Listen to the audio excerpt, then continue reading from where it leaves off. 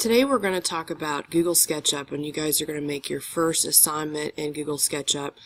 To get to Google Sketchup on your computer, what you're going to need to do is click on your Start button, and then in the search bar, what you need to do is type in Sketch, S-K-E-T. Once you get to that point, you can see Sketchup here. Just click on Sketchup. That will bring up your program, and then click on Start Using Sketchup. The program will open. Some of you may actually get another screen that comes up. It might ask you to choose a template, so then select a template, click on that button. It'll then bring you to another screen. When this comes up, just leave the default, the simple template feet and inches, and then click on this button here, Start Using SketchUp.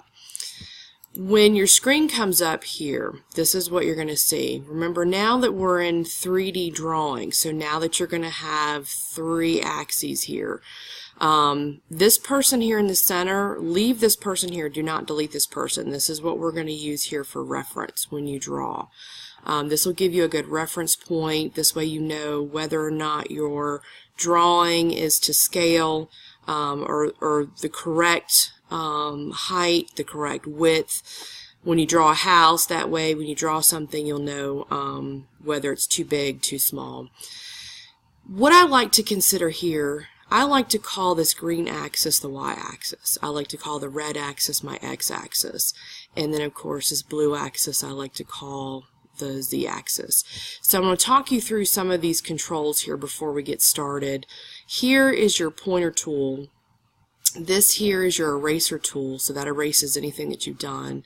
Here is your line tool, so this pencil here, if you click on the pull down, you can do straight line, you can do freehand. Here's your arc tool. Here are your shapes. Most of what we're going to be doing are going to be squares or rectangles. You can also do a rotated rectangle, which is kind of skew from the axes. You can also do a circle or a polygon. This is your push-pull tool, which we'll be using today. This is an offset tool, which we won't be using. This is a move tool, which you might be using a little bit of. Rotate tool, when you pull in objects, you can rotate them. Scale tool is how you move objects, make them bigger, smaller. This is your tape measure tool. This is how you can measure things. This is text. This is paint bucket. This is how you can put textures on different things. Now, these next two tools are what we're going to be using a lot of. This is an orbit tool, how you can orbit around. This is your pan tool. You can move back and forth, up and down. This is a zoom tool. This is also zoom extents. If you find yourself zoomed out really far, you can't see this person on the axes, what you can do is you can actually click this button and it will sort of bring you back to the origin here. So to zoom in and out, what you can do is you can use the roller on your mouse to zoom in and out. And you can practice that a little bit. Now what I'm going to do is use the pan tool. If you click on the hand here, what that does is if you left click and hold it down, you can move back and forth. Okay, that's your pan tool.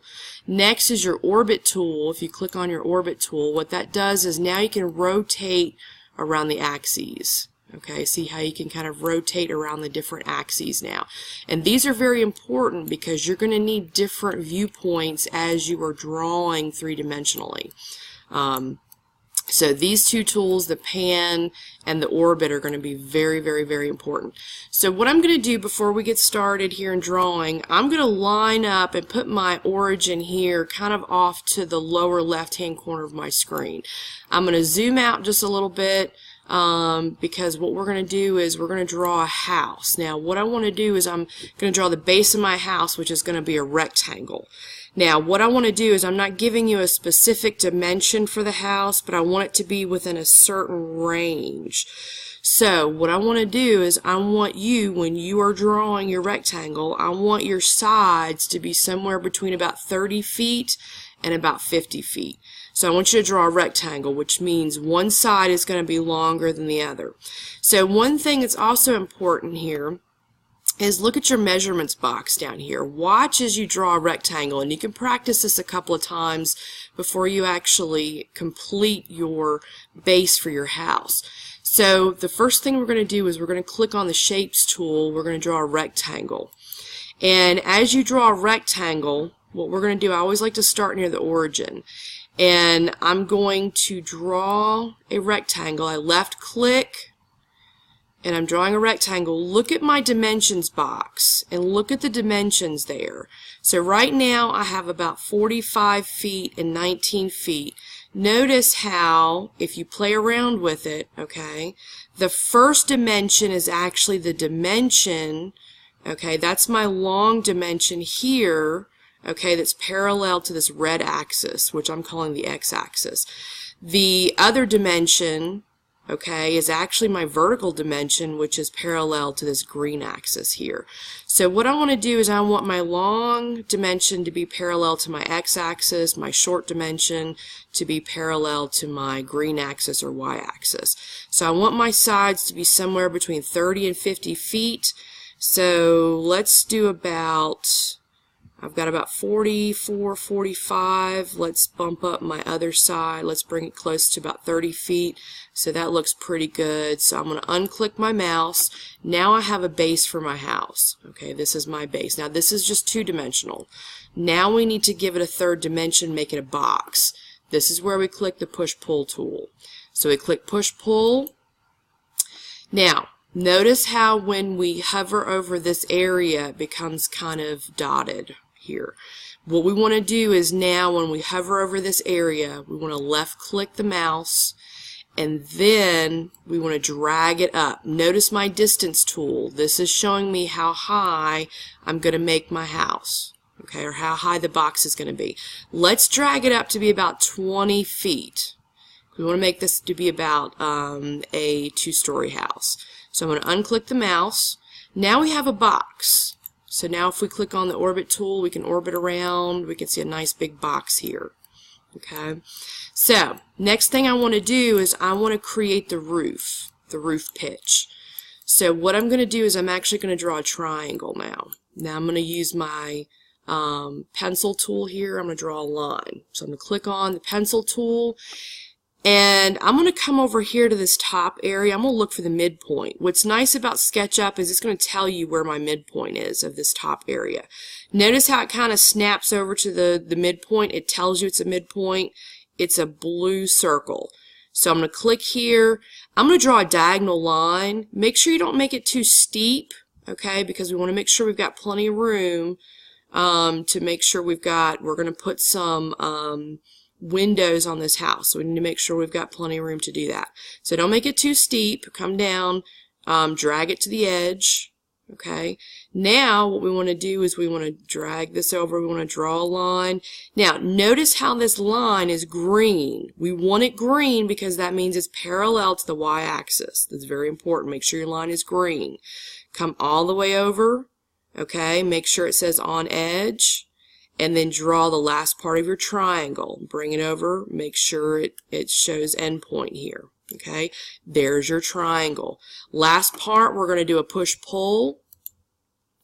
Okay, make sure this is highlighted here. Make sure you see the little dots.